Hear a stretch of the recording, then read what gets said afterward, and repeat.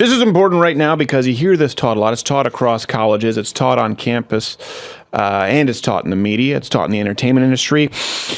Today, whenever we're talking about the unspeakable acts committed in the name of Islam across the world in record numbers, what is it that we're inevitably told? But the Crusades. All right, don't ever use that voice again. But the Crusades. As a matter of fact, it's so commonly used. Here's a montage. Remember that during the Crusades and the Inquisition, people committed terrible deeds in the name of Christ. Why are only Muslims mentioned in talks about religious extremism? Did y'all forget about the KKK? Westboro Baptist Church, Crusades. We all have the bad seeds in the family. Why? The Muslims didn't go up from Jerusalem and march up to Europe to attack Christendom. No, the Christians marched down to Jerusalem to attack the Muslims. The Crusades and the Inquisition. He went to the big ones, the ones where it's like everybody agrees. Woo, that was f***ed up, wasn't it? And a lot of you probably believe that too, so it is time to get your paper plates, knife, and fork ready because we're about to have a sacred cow cook-out.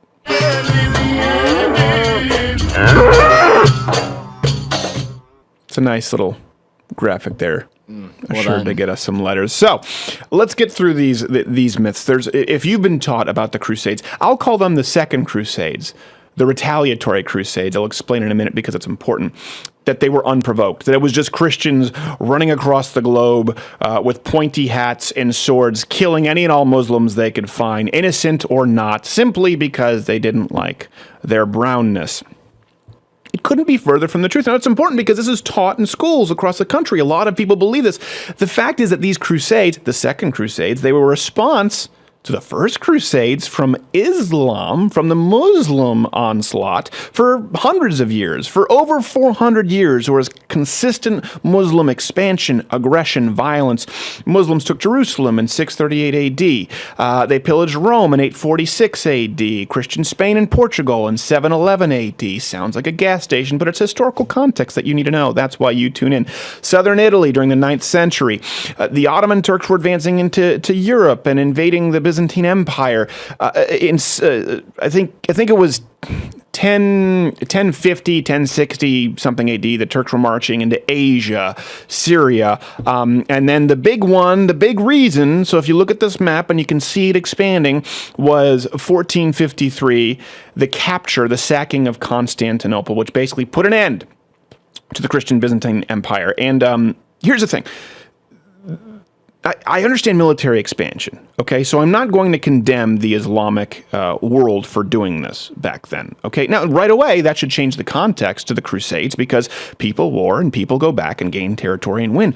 But the sheer brutality from Islam, for example, they deliberately desecrated the burial sites of Peter and Paul. Dick move. In 846. Exactly. These are military terms you need not concern yourself with.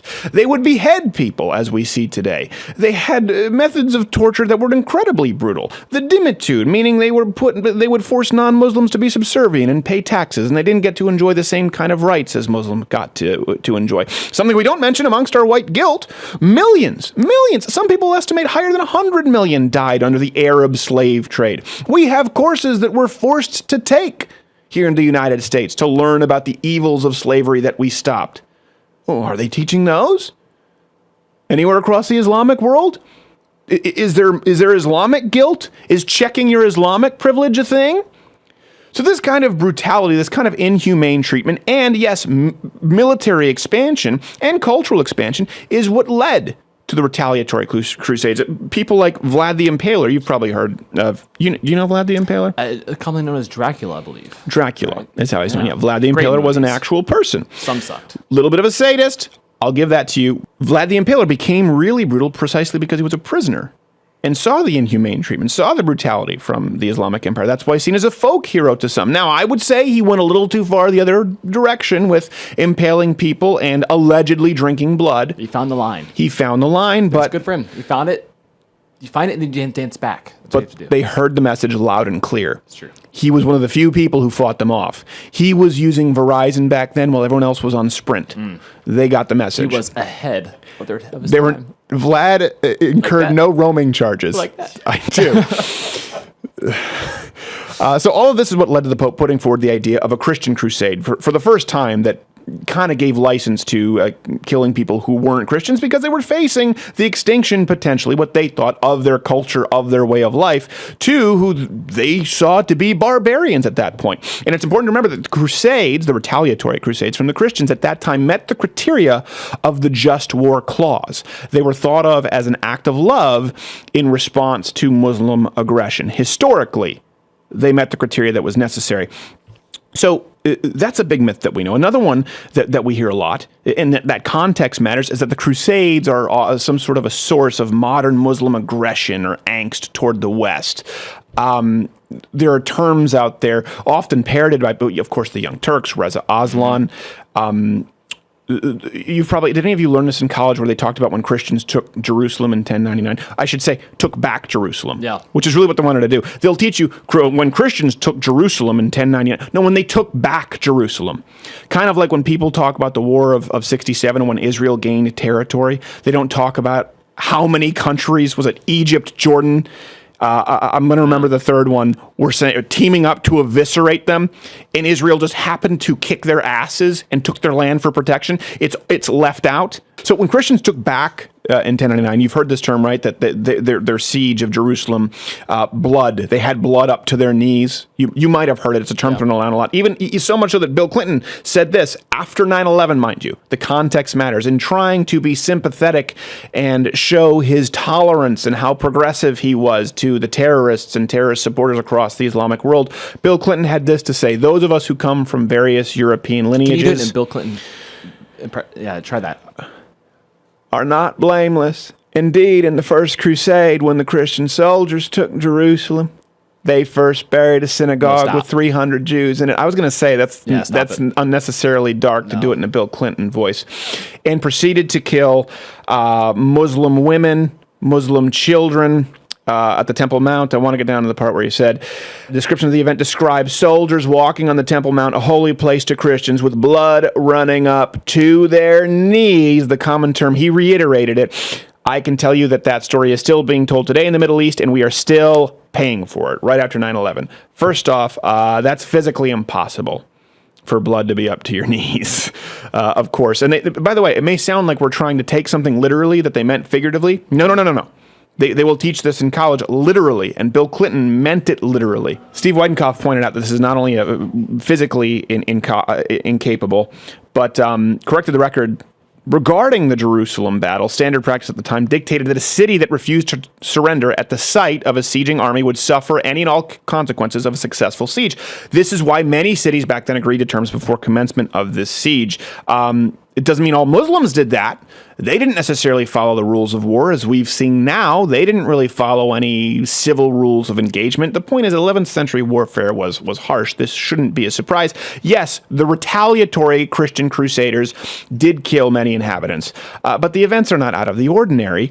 And modern accounts, like Bill Clinton, when they throw it out there, they're used to stir up backlash against the West. They're the ones who are stirring the backlash up against us here in the Western world.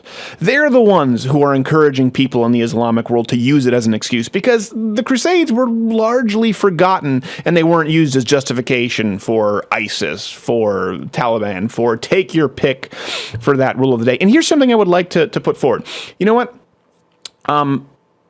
Not only is it understandable now, given this context, that the Crusades occurred, the Crusades were necessary. They had to happen.